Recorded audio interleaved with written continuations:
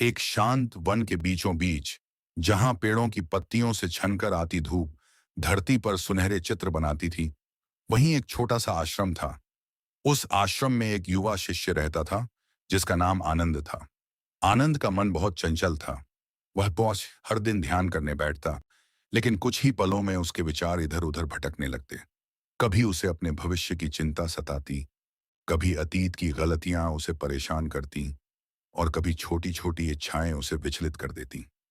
एक दिन वह बेहद परेशान होकर अपने गुरु के पास गया और बोला, गुरुदेव, मेरा मन बिल्कुल भी मेरे नियंत्रण में नहीं रहता।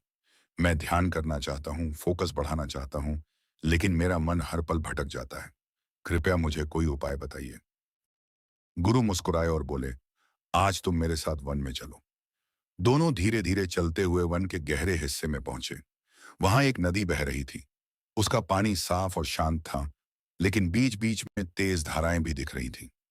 गुरु ने आनंद से कहा, इस नदी को ध्यान से देखो। तुम्हें इसमें क्या दिखाई देता है? आनंद ने कहा, गुरुदेव, यह नदी कभी शांत लगती है और कभी तेज बहने लगती है। गुरु बोले, ठीक वैसे ही तुम्हारा मन भी है। जब परिस्थितियां अनुकूल होती हैं तो मन शांत रहता है, और जब इच्छाएं, डर या चिंताएं आती हैं तो मन उथल पुथल करने लगता है। आनंद ने पूछा, लेकिन गुरुदेव, मैं इसे नियंत्रित कैसे करूं? गुरु ने पास पड़ी एक लकड़ी उठाई और नदी में डाल दी। लकड़ी पानी के साथ बहने लगी। गुरु बोले, अगर तुम इस लकड़ी की तरह बनोगे तो मन की धाराएं तुम्हें जहां चाहें ले जाएंगी, लेकिन अगर तुम इस नदी के किनारे खड़े एक वृक्ष की तरह बनोगे तो तुम स्थिर रहोगे, चाहे पानी कितना भी बह जाए। आनंद ने यह बात सुनी, लेकिन उसे अभी भी पूरी तरह समझ नहीं आया। अगले दिन गुरु ने उसे एक दीपक दिया और कहा, इसे जलाकर अपने कक्ष में रखो और केवल इसकी लौ को देखते रहो। आनंद ने वैसा ही किया। शुरुआत में उसका मन फिर भटकने लगा। कभी उसे भूख लगने लगी, कभी नींद आने लगी, कभी कोई पुरानी याद उसे परेशान करने लगी। लेकिन उसने हार नहीं मानी। वह बार बार अपने ध्यान को दीपक की लौ पर ले आता। धीरे धीरे उसे महसूस हुआ कि उसका मन थोड़ा शांत हो रहा है। तीसरे दिन जब वह गुरु के पास गया तो उसके चेहरे पर पहले जैसी बेचैनी नहीं थी। गुरु ने पूछा, अब तुम्हें क्या अनुभव हो रहा है? आनंद ने कहा, गुरुदेव, अभी भी विचार आते हैं, लेकिन अब मैं उन्हें पकड़ने की बजाय बस देखता हूं और फिर अपना ध्यान लौ पर ले आता हूं। गुरु मुस्कुराए और बोले, यही पहला कदम है मन को नियंत्रित करने का। मन को रोकने की कोशिश मत करो, उसे समझो। जैसे आकाश बादलों को रोकता नहीं, बस उन्हें गुजरने देता है, वैसे ही तुम अपने विचारों को आने दो और जाने दो। दिन बीतते गए और आनंद ने अभ्यास जारी रखा। अब वह हर काम पूरे ध्यान से करने लगा। जब वह भोजन करता तो केवल भोजन पर ध्यान देता, जब चलता तो केवल चलने पर, जब सांस लेता तो केवल सांस पर। धीरे धीरे उसके भीतर एक गहरी शांति आने लगी। एक दिन वह फिर गुरु के पास गया और बोला, गुरुदेव, अब मुझे लगता है कि मेरा मन पहले से बहुत शांत हो गया है, लेकिन कभी कभी फिर भी यह भटक जाता है। गुरु ने उसे एक और उदाहरण दिया। उन्होंने कहा, पेन बरुसरहा, मान लो तुम्हारे हाथ में एक गिलास पानी है। अगर तुम इसे लंबे समय तक पकड़कर रखोगे तो क्या होगा? आनंद ने कहा, "आ- पा गुरुदेव, मेरा हाथ थक जाएगा और दर्द होने लगेगा।" गुरु बोले, ठीक वैसे ही अगर तुम अपने विचारों को पकड़कर रखोगे तो वे तुम्हें थका देंगे, लेकिन अगर तुम उन्हें छोड़ दोगे तो तुम हल्का महसूस करोगे। आनंद अब धीरे धीरे सब समझने लगा था। कुछ महीनों बाद वही आनंद जो कभी अपने मन को नियंत्रित नहीं कर पाता था, अब गहरे ध्यान में बैठ सकता था। उसका चेहरा शांत था, उसकी आंखों में स्थिरता थी, और उसकी आवाज में एक अलग ही आत्मविश्वास आ गया था। एक दिन कुछ नए शिष्य आश्रम में आए। वे भी उसी समस्या से जूझ रहे थे जिससे कभी आनंद जूझ रहा था। उन्होंने आनंद से पूछा, तुमने अपने मन को कैसे नियंत्रित किया? आनंद ने मुस्कुराते हुए कहा, मैंने अपने मन से लड़ना बंद कर दिया और उसे समझना शुरू किया। मैंने उसे रोकने की कोशिश नहीं की, बल्कि उसे धीरे धीरे सही दिशा देना सीखा। उसने आगे कहा, मन को कंट्रोल करना कोई एक दिन का काम नहीं है। यह एक अभ्यास है, एक यात्रा है। हर दिन थोड़ा थोड़ा प्रयास करना पड़ता है। कभी तुम सफल होगे, कभी तुम्हारा मन भटकेगा, लेकिन अगर तुम हार नहीं मानोगे तो एक दिन तुम्हारा मन तुम्हारा सबसे बड़ा साथी बन जाएगा। उसकी बातें सुनकर सभी शिष्य प्रेरित हुए। उस दिन से आश्रम में एक नई ऊर्जा आ गई। हर कोई अपने मन को समझने और उसे नियंत्रित करने की कोशिश करने लगा। और धीरे धीरे वह आश्रम केवल एक स्थान नहीं रहा से शायद बल्कि एक ऐसी जगह बन गया जहां लोग अपने भीतर की शांति और फोकस को खोजने आते थे। इस कहानी का सार यही है कि मन को कंट्रोल करने के लिए उसे दबाना नहीं, व्यापानंदतमानी नहीं, बल्कि समझना जरूरी है। जब तुम अपने विचारों के मालिक बन जाते हो, तब तुम्हारा फोकस अपने आप बढ़ने लगता है और तुम जीवन में किसी भी लक्ष्य को आसानी से हासिल कर सकते हो। जब भी तुम्हारा मन भटके, उसे प्यार से वापस लाओ। खुद पर गुस्सा मत करो। याद रखो, हर महान व्यक्ति ने अपने मन को साधने में समय लगाया है। अगर तुम लगातार अभ्यास करते रहोगे, तो एक दिन ऐसा आएगा जब तुम्हारा मन तुम्हारी सबसे बड़ी ताकत बन जाएगा। पायन प्यायन कायनया, और तब तुम्हारी सफलता को कोई नहीं रोक पाएगा। एक शांत रात थी।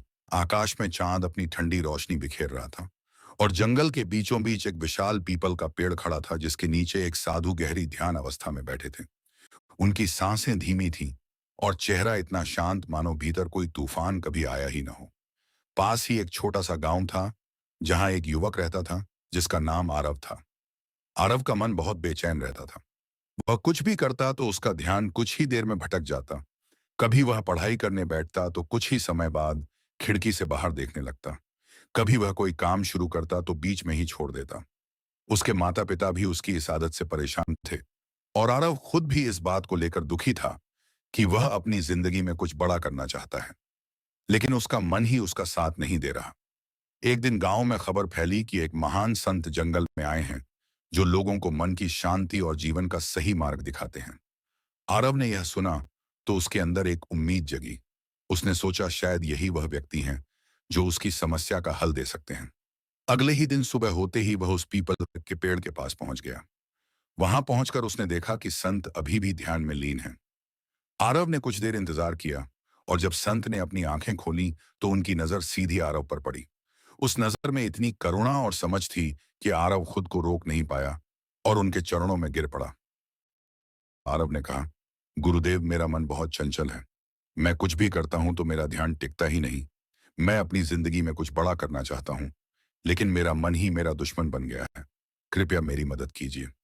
संत मुस्कुराए और बोले, यदि मन को समझना है तो पहले उसे स्वीकार करना सीखो। तुम उसे दुश्मन समझते हो, इसलिए वह तुम्हारे खिलाफ खड़ा हो जाता है। मन को जीतने की कोशिश मत करो, उसे मित्र बनाओ। आरव थोड़ा उलझ गया। उसने पूछा, गुरुदेव, यह कैसे संभव है?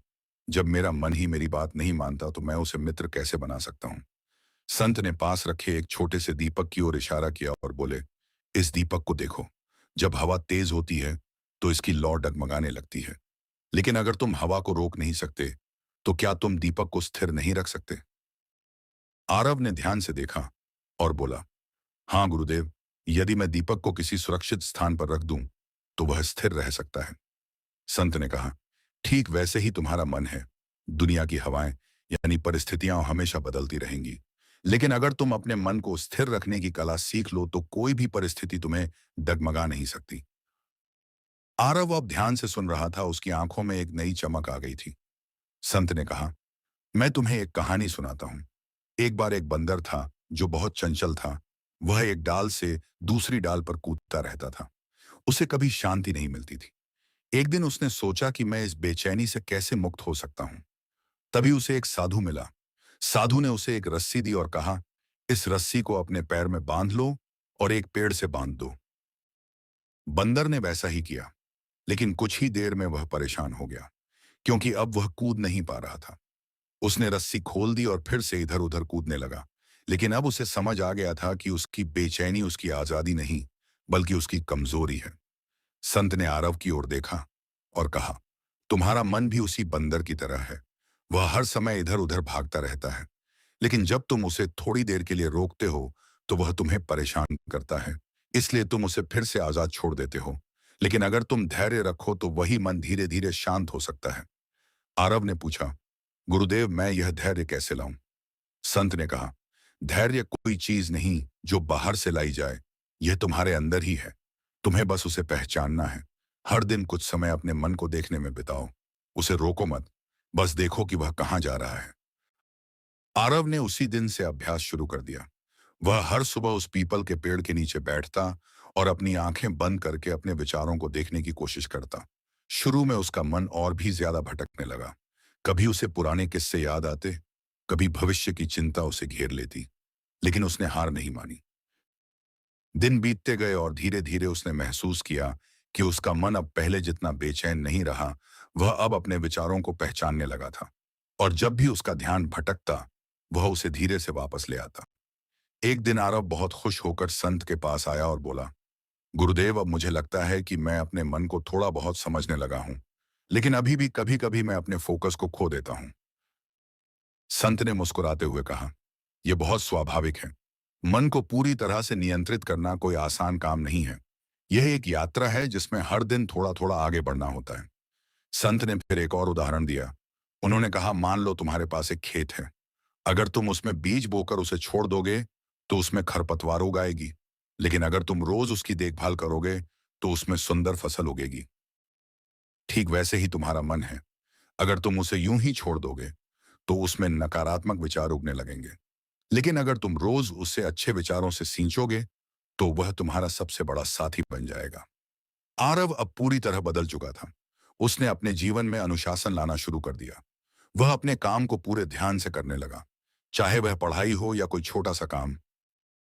कुछ महीनों बाद वही आरव जो कभी अपने मन पर काबू नहीं पा सकता था, अब गांव के सबसे केंद्रित और शांत व्यक्तियों में से एक बन गया। लोग उससे प्रेरणा लेने लगे।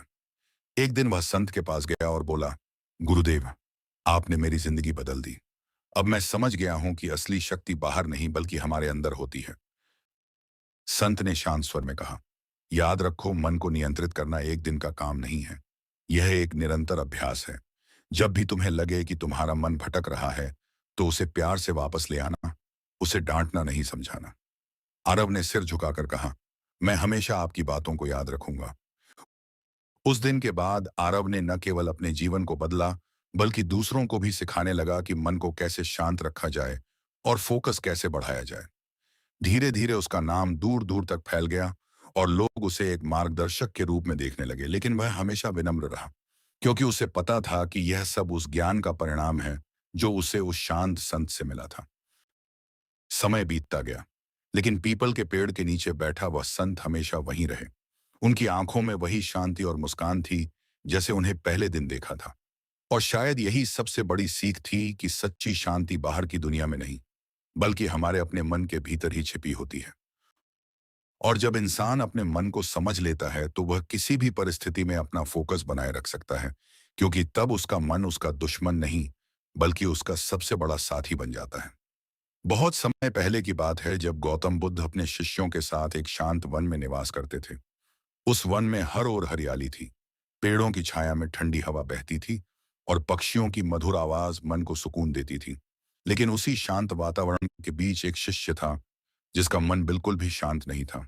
उसका नाम आनंद था। आनंद का मन हर समय भटकता रहता था। कभी वह भविष्य की चिंता में डूब जाता, तो कभी अतीत की गलतियों में खो जाता। वह ध्यान करने बैठता तो कुछ ही क्षणों में उसका मन इधर उधर दौड़ने लगता। उसे लगता जैसे उसके अंदर कोई तूफान चल रहा हो। वह जितना मन को रोकने की कोशिश करता, उसका मन उतना ही बेकाबू हो जाता। एक दिन परेशान होकर आनंद गौतम बुद्ध के पास गया। उसके चेहरे पर चिंता साफ दिखाई दे रही थी। उसने कहा, भगवान, मैं बहुत कोशिश करता हूँ, लेकिन मेरा मन मेरे नियंत्रण में नहीं आता। मैं ध्यान करता हूँ पर कुछ ही देर में मेरा ध्यान टूट जाता है। मैं अपने लक्ष्य पर फोकस नहीं कर पाता। कृपया मुझे मार्ग दिखाइए। गौतम बुद्ध मुस्कुराए। उनकी आंखों में गहरी शांति थी। उन्होंने आनंद से कहा, क्या तुम कल सुबह मेरे साथ नदी के किनारे चलोगे? आनंद ने तुरंत हाँ कह दिया। अगली सुबह सूरज की पहली किरण के साथ दोनों नदी के किनारे पहुंचे। नदी का जल बिल्कुल साफ था। उसमें आकाश का प्रतिबिंब दिखाई दे रहा था। गौतम बुद्ध ने आनंद से कहा, इस नदी को ध्यान से देखो और बताओ, तुम्हें क्या दिखाई दे रहा है? आनंद ने कहा, मुझे साफ पानी दिखाई दे रहा है जिसमें पेड़ों और आकाश का प्रतिबिंब दिख रहा है। कुछ ही देर बाद गौतम बुद्ध ने पास में खड़े एक व्यक्ति को इशारा किया। उस व्यक्ति ने नदी में मिट्टी डाल दी। देखते ही देखते पानी गंदा हो गया। उसमें अब कुछ भी साफ दिखाई नहीं दे रहा था। गौतम बुद्ध ने आनंद से पूछा, अब क्या दिख रहा है? आनंद ने कहा।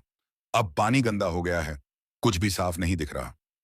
फिर गौतम बुद्ध ने कहा, थोड़ी देर इंतजार करो। दोनों वहीं चुपचाप बैठ गए। समय बीतता गया। धीरे धीरे मिट्टी नीचे बैठने लगी और पानी फिर से साफ होने लगा। कुछ देर बाद नदी फिर से पहले जैसी शांत और साफ दिखने लगी। गौतम बुद्ध ने कहा, आनंद, क्या तुमने देखा? जब पानी को छेड़ा गया तो वह गंदा हो गया, लेकिन जब उसे शांत छोड़ दिया गया तो वह खुद ही साफ हो गया। आनंद ध्यान से सुन रहा था। गौतम बुद्ध ने आगे कहा, ठीक यही तुम्हारे मन के साथ भी होता है। जब तुम हर समय उसे जबरदस्ती नियंत्रित करने की कोशिश करते हो तो वह और ज्यादा अशांत हो जाता है। लेकिन जब तुम उसे शांत रहने देते हो और उसे समझते हो तो वह अपने आप स्थिर हो जाता है। आनंद ने पूछा, लेकिन भगवान, मैं अपने मन को शांत कैसे करूं? गौतम बुद्ध ने कहा, मन को नियंत्रित करने का पहला कदम है उसे स्वीकार करना। जब तुम्हारे मन में विचार आए तो उनसे लड़ो मत। उन्हें बस देखो, जैसे आकाश में बादल आते हैं और चले जाते हैं, वैसे ही विचार भी आते हैं और चले जाते हैं। उस दिन के बाद आनंद ने अभ्यास शुरू किया। वह जब भी ध्यान करता और उसका मन भटकता तो वह उसे रोकने की कोशिश नहीं करता, बल्कि उसे समझने लगता। धीरे धीरे उसका मन शांत होने लगा। लेकिन यह यात्रा आसान नहीं थी। कई बार वह फिर से भटक जाता, कई बार उसे गुस्सा आता, कई बार वह निराश हो जाता। लेकिन हर बार उसे गौतम बुद्ध की बात याद आती कि धैर्य ही सबसे बड़ी शक्ति है। एक दिन जंगल में चलते हुए आनंद ने देखा कि एक शिकारी अपने धनुष से निशाना लगाने की कोशिश कर रहा है, लेकिन उसका ध्यान बार बार भटक रहा था। वह बार बार निशाना चूक रहा था। आनंद ने उससे पूछा, तुम बार बार निशाना क्यों चूक रहे हो? शिकारी ने कहा, मेरा मन स्थिर नहीं है, मैं अपने लक्ष्य पर ध्यान नहीं रख पा रहा। यह सुनकर आनंद मुस्कुराया। उसे अपनी पुरानी स्थिति याद आ गई। उसने शिकारी से कहा, जब तक तुम्हारा मन शांत नहीं होगा तब तक तुम्हारा निशाना सही नहीं लगेगा। पहले अपने मन को स्थिर करो, फिर लक्ष्य पर ध्यान ध्यान लगाओ। शिकारी ने पूछा, मैं ऐसा कैसे करूं? आनंद ने वही बात दोहराई जो उसने गौतम बुद्ध से सीखी थी। उसने कहा, अपने विचारों को रोको मत, उन्हें समझो, उन्हें गुजरने दो और अपने लक्ष्य पर धीरे धीरे ध्यान केंद्रित करो। शिकारी ने उसकी बात मानी। उसने कुछ समय तक अपनी सांसों पर ध्यान दिया। उसका मन धीरे धीरे शांत होने लगा और फिर उसने निशाना लगाया। इस बार उसका तीर सीधे लक्ष्य पर लगा। यह देखकर आनंद को बहुत खुशी हुई। उसे समझ आ गया था कि फोकस बाहर से नहीं बल्कि अंदर से आता है। समय बीतता गया और आनंद अब पहले जैसा नहीं रहा। उसका मन अब स्थिर रहने लगा था। वह हर काम को पूरी एकाग्रता से करने लगा था, चाहे वह ध्यान हो या कोई साधारण कार्य। एक दिन गौतम बुद्ध ने सभी शिष्यों को बुलाया और कहा, जो व्यक्ति अपने मन को जीत लेता है वह संसार की सबसे बड़ी जीत हासिल करता है, क्योंकि मन ही हमारे सभी कार्यों का आधार है। आनंद ने झुककर प्रणाम किया। उसकी आंखों में अब शांति थी। उसे अपने प्रश्नों के उत्तर मिल चुके थे। उसने समझ लिया था कि मन को कंट्रोल करना कोई लड़ाई नहीं है, बल्कि एक समझ है, एक अभ्यास है, एक धैर्य की यात्रा है। और यही इस कहानी का सार है कि जब तुम अपने मन को समझना सीख जाते हो तो तुम्हारा फोकस अपने आप बढ़ जाता है। तुम्हें किसी बाहरी ताकत की जरूरत नहीं होती। तुम्हारे अंदर ही वह शक्ति होती है जो तुम्हें सफलता की ओर ले जाती है। इसलिए जब भी तुम्हारा मन भटके तो उसे जबरदस्ती रोकने की कोशिश मत करो। उसे समझो, उसे स्वीकार करो और धीरे धीरे उसे सही दिशा में ले जाओ, क्योंकि असली जीत बाहर नहीं बल्कि अपने अंदर होती है। घना जंगल था। हवा में हल्की ठंडक घुली हुई थी और पेड़ों की पत्तियां जैसे किसी अनकहे संगीत पर धीरे धीरे झूम रही थीं। उसी जंगल के किनारे एक छोटा सा गांव बसा था, जहां लोग अपनी रोजमर्रा की जिंदगी में इतने उलझे हुए थे कि उन्हें खुद के भीतर झांकने का समय ही नहीं मिलता था। उसी गांव में एक युवक रहता था जिसका नाम आर्यन था। उसके भीतर एक अजीब सी बेचैनी थी, जैसे कुछ अधूरा हो, जैसे मन हमेशा किसी अदृश्य दौड़ में भाग रहा हो। आर्यन हर काम शुरू करता, पर कुछ ही समय में उसका मन भटक जाता। कभी पढ़ाई में मन नहीं लगता, कभी काम में ध्यान नहीं टिकता। वह सोचता कि आखिर ऐसा क्यों हो रहा है कि उसका मन उसके अपने ही नियंत्रण में नहीं है। एक दिन उसने सुना कि पास के वन में एक महान संत आए हैं, असिन अतियर्निबाइन, जिनकी वाणी सुनकर लोगों के जीवन बदल जाते हैं। उस संत का नाम था गौतम बुद्ध। आर्यन के भीतर एक उम्मीद जगी। उसने सोचा शायद यही वह व्यक्ति हैं जो उसकी उलझनों को सुलझा सकते हैं। अगले ही दिन वह जंगल की ओर चल पड़ा। रास्ता कठिन था, पर उसकी जिज्ञासा उससे भी ज्यादा मजबूत थी। चलते चलते जब वह बुद्ध के आश्रम पहुंचा, तो वहां का वातावरण बिल्कुल अलग था। शांति इतनी गहरी थी कि जैसे समय भी थम गया हो। वह धीरे धीरे आगे बढ़ा और बुद्ध के सामने जाकर बैठ गया। बुद्ध शांत भाव से बैठे थे। उनकी आंखों में ऐसी गहराई थी जैसे वे हर व्यक्ति के मन को पढ़ सकते हों। आर्यन ने झुककर प्रणाम किया और बोला, अमन, मुझे अपने मन पर नियंत्रण नहीं है। मेरा ध्यान हर पल भटकता रहता है। मैं क्या करूं? बुद्ध ने उसे देखा और मुस्कुराते हुए पूछा, क्या तुमने कभी बंदर को देखा है? आर्यन ने कहा, हाँ, देखा है। बुद्ध बोले, तुम्हारा मन भी उसी बंदर की तरह है जो एक डाल से दूसरी डाल पर कूदता रहता है, कभी यहां तो कभी वहां। अगर तुम उसे जबरदस्ती पकड़ने की कोशिश करोगे तो वह और ज्यादा उछलेगा। आर्यन थोड़ा चौंका, फिर बोला, तो फिर मैं क्या करूं? बुद्ध ने पास रखे एक कटोरे में पानी भरा और उसमें थोड़ा सा मिट्टी डाल दी। फिर बोले, इस पानी को देखो। आर्यन ने देखा कि पानी गंदला हो गया था। बुद्ध ने कहा, अब इसे साफ करने की कोशिश करो। आर्यन ने हाथ डालकर पानी को हिलाना शुरू किया, पर जितना वह हिलाता, पानी उतना ही ज्यादा गंदा हो जाता। बुद्ध मुस्कुराए और बोले, अब इसे कुछ देर ऐसे ही छोड़ दो। कुछ समय बाद मिट्टी नीचे बैठ गई और पानी साफ हो गया। बुद्ध ने कहा, यही तुम्हारे मन के साथ भी होता है। जब तुम उसे जबरदस्ती कंट्रोल करने की कोशिश करते हो, तो वो और ज्यादा उलझ जाता है।